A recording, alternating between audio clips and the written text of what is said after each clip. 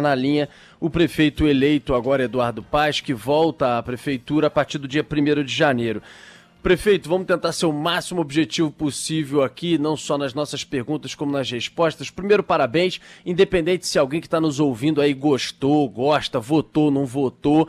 O importante é que agora eleito a gente tem que pacificar e óbvio que a gente deseja boa sorte, que o senhor cuide da cidade, porque isso diretamente está relacionado à vida de todos. E partindo para a primeira pergunta, linkando com o que a gente está falando, por exemplo, o senhor criou lá atrás o programa Lixo Zero. Nos últimos tempos ele foi perdendo equipes, como nós noticiamos. O senhor, quando entrou no governo, criou o choque de ordem. No começo até era aquele secretário, o Rodrigo Bethlen, que saiu do seu governo acusado de corrupção e estava com Marcelo Crivella. O senhor também lá atrás criou um programa que os idosos... Hoje alguns escrevem até para cá, reconhecem que era aquela questão da ginástica ao ar livre em algumas praças. E esse programa, ele de alguma maneira permanece, mas em alguns momentos a gente denunciou também algumas academias abandonadas. Eu queria saber desses 3 programas e que outros o senhor quer ou vai retomar ou vai fazer como medidas logo no começo de governo, se é que irá fazer algum desses também. Bom dia. Bom dia, Rodolfo. Bom dia, Andreasa. Bom dia aos ouvintes da Band News. É um prazer grande estar aí com vocês. Queria agradecer muito aos cariocas que nos ouvem agora pela confiança, aqueles que votaram em mim, aqueles que não votaram, tenham a certeza que nós vamos trabalhar muito para todos os cariocas, né, sem distinção de religião, de credo, de orientação, enfim, do que acha, do que deixa de achar. Eu acho que foi uma vitória, acima de tudo, de uma política mais ampla, de um governo que pode ser mais aberto, de uma cidade diversa como o Rio de Janeiro, que tem vivido tempos muito ruins, né? Eu tenho certeza e quero dar esse sinal de otimismo para todos os cariocas. Nós vamos trabalhar muito para fazer essa cidade voltar a dar certo. E eu não tenho dúvida, Rodolfo, você citou aí 3 programas do nosso governo, que são programas importantes, né? Mas assim, eu queria dizer para você que eu estou totalmente focado nesse primeiro momento na questão da saúde. Até aqui já em reunião com o Daniel Sorange, que vai ser meu secretário de saúde, já havia anunciado o nome dele durante o processo eleitoral, porque nós, primeiro, tivemos uma rede de saúde desmontada nos últimos 4 anos, as clínicas da família, por exemplo, deixaram de funcionar, né? E a gente, para completar, ainda vive esse momento de pandemia, né? O que vai exigir uma atenção ainda maior para uma área tão delicada como a saúde. Então, óbvio que nós estamos trabalhando já na transição para construir o governo mais qualificado, mas, enfim, a saúde é, de longe, a minha prioridade número 1. Prefeito, Andreasa aqui, eu tenho muitas perguntas para fazer, prefeito, então gostaria que o senhor ficasse mais tempo conosco do que foi combinado. Por favor. A primeira pergunta é a seguinte: quando o senhor assumiu a prefeitura em 2009, nunca é fácil, mas as condições econômicas eram melhores, as finanças estavam em condições melhores, havia uma sinergia com os governos estadual e federal, sem entrar no mérito do que aconteceu depois. Havia a projeção da Copa do Mundo, depois ainda não havia, mas viria a Olimpíada. Era um momento favorável, havia o boom do petróleo, commodities, dinheiro entrando. Não é o que o senhor encontrará agora. Tudo bem, o senhor está mais experiente. Mas como, isso me parece ser o mais importante, resolver as questões financeiras do Rio de Janeiro para poder fazer tudo isso que o senhor sabe que tem de fazer? O senhor já tem o secretário de Fazenda? Já tem um nome para anunciar? Em termos econômicos, qual é o centro do trabalho para recuperar a economia do município? Olha, André, primeiro, né, voltando lá atrás, o 2009 também não era um ano simples. Você tinha aquela crise mundial em 2008, né? A gente, ali no início, também tinha fazendo um trabalho de organização das finanças da prefeitura. Depois, é verdade, vieram anos enfim, de crescimento econômico, que ajudou muito, mas já em 15, 16, nos meus 2 últimos anos de mandato, o PIB brasileiro caiu 7,5%. Né? A gente tem que lembrar que o perdão no Estado não pagava salário de servidor. A dívida estava sendo empichada em Brasília e a Prefeitura do Rio se manteve, né? Pagando fornecedor em dia, pagando servidor em dia, mantendo seus investimentos. assumindo tarefas do governo do Estado na época. Tanto eu tenho certeza, convicção de que a gente vai organizar as finanças, é óbvio, não dá para dizer, olha, vamos recuperar a capacidade de investimento da Prefeitura amanhã, isso é muito difícil. Mas eu acho que tem um problema efetivo de gestão, né? A própria arrecadação da cidade esse ano, André, apesar de todos os problemas, apesar da pandemia, ela se manteve com uma certa estabilidade, você não teve uma queda de arrecadação, né? Então, eu acho que é um problema de organização mesmo. Óbvio, eu conheço os números da Prefeitura, mas agora a gente vai, se Deus quiser, fazendo a transição, começar a olhar por dentro esses números e já nos preparar para organizar as finanças. Mas eu quero ser otimista aqui e dizer que a gente vai organizar isso mais rápido do que as pessoas imaginam. Já tem um secretário? Já tem um gestor? Não, ainda não. O único secretário já designado é o secretário de Saúde. Enfim, aos pouquinhos, ao longo dessa semana, eu vou anunciando o time que a gente vai montar. E por falar no que já foi anunciado, que está com o senhor, que é o ex-secretário Daniel Sorães, Eduardo Paes, ele sucedeu o Hans Doman, né, lá na Secretaria de Saúde. E houve acusações do Ministério Público contra eles, inclusive, falando sobre negligência pela falta de fiscalização em contratos sobre OSs, como, por exemplo, aquela biotech que os irmãos lá, Walter e Wagner Pellegrini, desviavam dinheiro. A Iabas, que depois veio a ser acusada recentemente nesse esquema do Witzel, num esquema gigantesco de desvios de milhões e milhões de reais, começou a ser muito grande em OS no Rio de Janeiro, na gestão do senhor, consequentemente, nessa gestão da saúde. Eu queria lhe ouvir sobre a escolha de Daniel Sorães e também sobre a OS, que foi um modelo que passou a vir como boa parte da solução da saúde, inclusive no seu governo, com as clínicas da família, por exemplo, passou a ser muito questionado recentemente e, na minha opinião, por falta de fiscalização, que, aliás, é o tema que eu estava aqui tratando. Falta de fiscalização em cima de contas das OSs, das compras, enfim, dos gastos. Queria lhe ouvir sobre Daniel Sorães, em cima dessa acusação, e sobre que modelo o senhor vai levar à frente na saúde. Olha, primeiro, você tem razão, né? Essas OSs todas trabalharam na Prefeitura do Rio. Todos esses personagens foram presos. Todos esses personagens delataram. E não há qualquer acusação em relação ao nosso trabalho na Prefeitura do Rio, né? Quer dizer, você tem ações que o Ministério Público, óbvio, infelizmente, hoje ser gestor público no Brasil, principalmente numa área como a saúde, o sujeito sair de uma ação é quase um milagre, né? Enfim, mas o importante é isso, as pessoas não podem confundir as caretagens que aconteceram no governo do Estado, né, com o que se passou na Prefeitura do Rio. Nós não tivemos esses problemas lá, você não teve denúncias de corrupção, tem problemas de uma gestão de uma rede de saúde cujo orçamento é maior do que o do governo do Estado. É óbvio que você vai ter problemas, mas nada envolvendo o alto escalão da secretaria, nada envolvendo meu nome. Então, acho que esse ponto é muito importante. O Daniel Sorães é o quadro mais qualificado da saúde pública do Brasil, na minha opinião. É um sujeito que fez uma revolução na saúde do Rio, né, que implantou as clínicas da família, que botou para funcionar os hospitais, assumimos os 3 hospitais do Estado na Zona Oeste.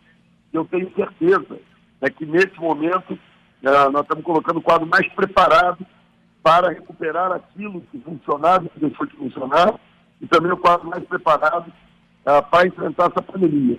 Né? Ele é um profissional da Fiocruz, enfim, um quadro qualificado, trabalhador, dedicado, e eu estou muito tranquilo e com convicção de que, mais uma vez, ele vai dar um show na saúde pública. Prefeito, eu queria falar sobre a linha amarela. É um tema obsessão aqui desse programa. Foi muito explorado por Marcelo Crivella no processo eleitoral. Né? A encampação, o rompimento do contrato, algo que, na minha opinião, eu considero um crime contra o Rio de Janeiro, porque rompe um contrato perfeitamente válido, um sinal ruim para os investidores. Há outras maneiras de se reverter um contrato eventualmente ruim. Mas o fato é que, ao longo da campanha, todos os candidatos, o senhor inclusive, foi muito evasivo a respeito do que fazer em relação à linha amarela, porque, no final das contas, a minha avaliação, o que o prefeito Marcelo Crivella fez era popular, tinha efeitos eleitorais, era um vespeiro mexer naquilo ali. Mas agora já passou a eleição. Eu gostaria de ouvi-lo objetivamente sobre o que fazer com a linha amarela. A encampação da prefeitura nos moldes como está continuará, inclusive sem pedágio, ou o senhor retomará o contrato e o diálogo com a concessionária? É claro que tem problemas ali, é claro que o pedágio é caro, mas como vai ser a postura do prefeito Eduardo Paes pensando na segurança jurídica e nas mensagens que passa para o investidor privado? Olha, você tem toda a razão. Agora, eu repito aquilo que eu falei durante a campanha. Primeiro, quem começou esse confronto mais dentro das regras jurídicas foi o meu governo, né? Em 2015, nós já não demos o reajuste, em 2016 também não demos o reajuste, e iniciamos uma discussão do reequilíbrio econômico e financeiro do contrato. Obviamente, o pedágio estava muito alto. Aliás, eu quero lembrar aqui, o meu governo, nós reajustamos o pedágio de acordo com a inflação, foi mais ou menos igual a inflação do período. Né? Nos 4 anos do Crivella, o pedágio quase foi o dobro da inflação, o reajuste. Né? Não precisava estar em 7,50. Então, a primeira coisa é essa. Né? De fato, tem um desequilíbrio econômico e financeiro ali, um excesso de ganho da concessionária, e o que se faz nesse caso é o equilíbrio econômico e financeiro. Hoje, obviamente, enfim, a prefeitura tem uma posição de mais força. Né? Eu não acho que nem o Crivella, aliás, ele disse isso da campanha também, que a encampação seja o melhor caminho. Primeiro, que a prefeitura não tem dinheiro. Vamos ver quanto é que vai custar isso. Tem lá uma ação a ser decidida ainda no STJ, permitindo ou não essa encampação. Mas eu imagino, eu soube que o Crivella deu garantias já em torno de 1,5 bilhão, 2 bilhões de reais. Né? No momento de penúria das contas públicas, obviamente você não vai ter recurso para isso, tem outras prioridades. Agora, eu já tinha ouvido, aí eu tenho que aqui confiar no que disse o prefeito Crivella. Parece que a prefeitura tem um estudo que mostra que pode ser equilibrado esse contrato com o pedágio em torno de R$ 4,00, R$ 4,50, num sentido só. Se isso for viável, se for previsto econômico, se a taxa de retorno prevista em contrato para a concessionária, de fato, conseguir se estabelecer dessa maneira, eu não vejo problema nenhum em fazer dessa forma. Então, essas coisas não têm mágica, tem números. Né? Eu não sou contra o pedágio, agora o pedágio está demais de caro. Né? Então, esse debate acabou, a prefeitura tem uma posição de força, mas vamos agir dentro da lei, buscando esse equilíbrio econômico e financeiro e, obviamente, trabalhar para o pedágio voltando tem um valor muito baixo. A gente está conversando com o prefeito eleito Eduardo Paes, a gente adoraria até ter um sinal um pouco melhor, mas ele está em deslocamento, enfim. Aliás, é um pouco dessa telefonia móvel no nosso Rio de Janeiro. Prefeito eleito Eduardo Paes, as pessoas querem saber, o senhor chegou a falar sobre isso ao longo da campanha, sobre lockdown. O governador em exercício Cláudio Castro já disse que ele descarta completamente, mesmo com esse aumento do número de casos, ele disse, olha, não voltaremos a lockdown no Rio de Janeiro, a gente precisa criar leito, a gente precisa melhorar a nossa saúde, a gente precisa criar regras e fiscalizações para evitar os exageros, descumprimento de regras. Queria ouvi-lo, as pessoas querem saber, a partir de 1º de janeiro, eu sei que o senhor já falou da prioridade da saúde, etc., mas o senhor cogita a volta do lockdown ou isso não passa pela sua cabeça? Olha só, Rodolfo, eu concordo com o governador, porque é o seguinte, você não pode exigir ou implantar uma regra que você sabe que as pessoas não vão cumprir, né? Então, assim, acho que a gente tem que trabalhar o trabalho terapêutico, ou seja, ter leito, estruturar a rede de saúde para que você tenha atenção. Hoje, mais tarde, em torno de 14 horas, eu já vou dar uma coletiva com o Daniel Sorante, apresentando aí as nossas propostas para o enfrentamento do coronavírus. E é óbvio, a gente tem regra e as pessoas, né, num diálogo, o governador e o prefeito falando a mesma coisa, né? Porque aqui no Rio a gente viveu uma situação que era o seguinte, o prefeito fazia um decreto, o governador fazia outro. Ninguém entendia nada. E aí virou uma esculhambação. Então, acho que comunicar bem com a população, tomar os devidos cuidados, ter um selo adequado nesse caso, é a melhor saída para a gente enfrentar o coronavírus. Então, eu descarto o lockdown, acho que não vai acontecer, e vamos apresentar propostas que possam trazer conforto e segurança. Só chamar a atenção das pessoas para isso. Tem idade, tem comorbidade, não saia, fique em casa, né? Enfim, mantenha distanciamento social, use máscara. Eu acho que esse é o caminho melhor e mais adequado. Prefeito, a minha pergunta é em relação, na verdade, à preocupação de muitos cariocas com a chegada do verão. Aqui a nossa realidade sempre de muitas enchentes, alguns verões com tragédias, inclusive, um desmoronamento. E a minha pergunta é em relação ao investimento nessa área. E aí eu vou aproveitar para juntar, para ver se tem algum planejamento para a reabertura da ciclovia Tim Maia, fechada há bastante tempo, para a partir de 2021 aí, para o seu governo. Olha, essa história, a gente sempre fazia, quando eu era prefeito, o plano verão, a gente começava em junho, né, e preparava a cidade para o verão ao longo do ano, né, limpeza de galerias, dragagem de rios, né, enfim, áreas de risco com obras de contenção, tanto que depois da chuva de 2010 nós passamos ali seis anos do Rio sem nenhuma morte por deslizamento, né, salvando vidas, tirando pessoas de área de risco quando não havia solução geotécnica. Então, é óbvio, né, imagino, pelo que eu vejo da cidade hoje, pelo que eu ando por aí, que esse trabalho não foi feito. Então, enfim, nesse momento, tomar as medidas que forem possíveis já no início do mandato, agora a gente entra no verão. Então, vamos tentar entender o que a prefeitura fez nesse período, mas, a princípio, eu imagino que pouca coisa. Perfeito. Outra pergunta, desculpa, além. Essa é importante, o Andreasa, da Ágata, sobre a ciclovia Tim Maia, da Niemeyer, que o senhor construiu, depois teve aquele acidente grave com mortes, ela voltou a cair por causa de deslizamentos. Eu já me posicionei aqui na rádio de que eu acho que depois do investimento feito, de, sei lá, acho que mais de 40 milhões de reais, tá ali, para mim tinha que ser reforçado com os cuidados, fechar quando tivesse algum risco e etc, mas manter, porque o investimento estava lá. O Andreasa se posicionou, aliás, com ampla maioria, junto com ele, inclusive, sendo favorável a tirar logo aquilo ali, demolir de alguma vez. Queria ouvi-lo, já que o senhor construiu, inclusive, lá atrás. Rodolfo, eu vou dizer a mesma coisa que eu disse, obviamente, na campanha. A minha posição pessoal, né, agora como prefeito é favorável à manutenção da ciclovia, recuperação e manutenção. É óbvio que, a partir de pareceres técnicos, que deem essa prioridade. É óbvio que essa ciclovia, ela está numa área de risco, né? Você tem a encosta da linha mais de um lado, você tem o mar do outro com as ressacas. Então, nós temos que ter um plano de contingência bastante eficaz para, por exemplo, quando de ressaca, a ciclovia tem que ser fechada para preservar vidas. Né? Então, eu pessoalmente sou favorável. Agora, eu disse na campanha, porque nós vamos identificar uma forma de fazer uma espécie de uma consulta, né? Enfim, a gente usou a expressão de plebiscito, não sei se chega a ser isso, mas uma consulta para ouvir a opinião da população. Eu vou advogar a causa da permanência da ciclovia. Claro, apresentando os dados, apresentando pareceres técnicos, plano de contingência, para que a gente possa se utilizar daquela ciclovia. É um equipamento fantástico da cidade. Enfim, as pessoas que chegaram a se utilizar, infelizmente, aquela tragédia aconteceu, mas claro que ela tem um papel importante na conexão da Barra com a Zona Sul, para São Conrado, para a população da Alcinha, se colocar em direção à Zona Sul, em direção à Barra. Então, a minha defesa vai ser que a gente possa recuperar e manter a ciclovia.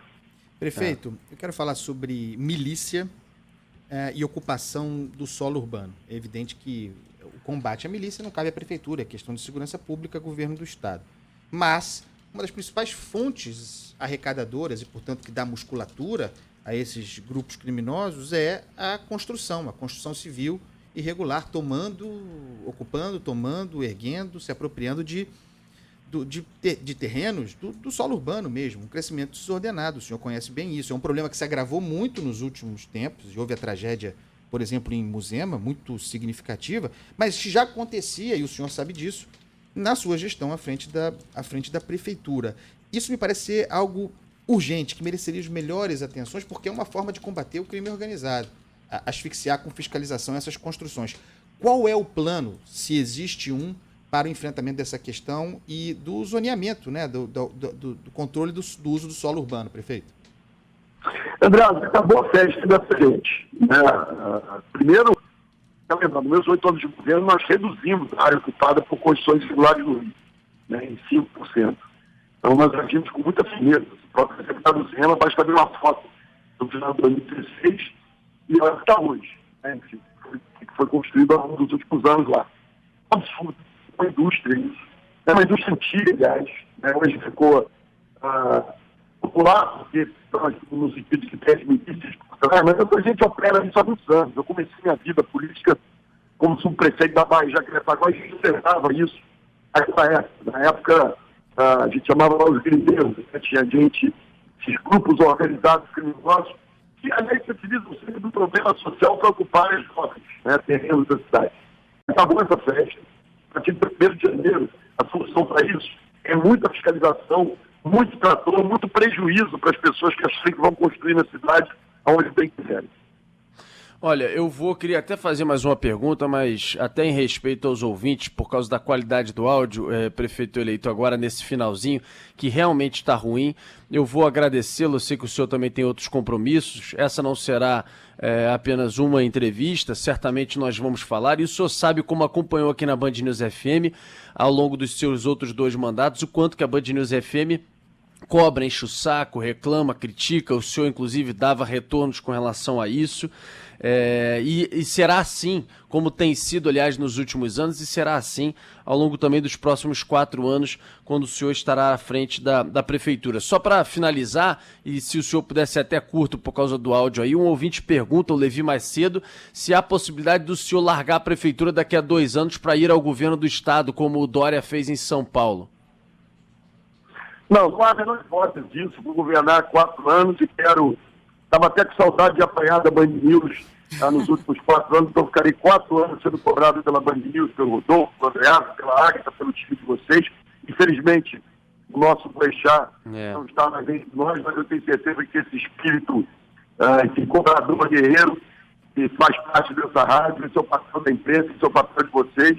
Vocês podem ter certeza que vai ter aqui um prefeito aberto a ouvir críticas, a dar satisfação, enfim, tentar fazer o melhor para que o Rio volte a funcionar e volte a dar certo. Um abraço, parabéns mais uma vez e boa sorte aí na transição e também, obviamente, a partir do ano que vem. Um abraço. Um abraço, obrigado. Outro abraço, gente. Obrigado aí, bom dia aos ouvintes. Valeu.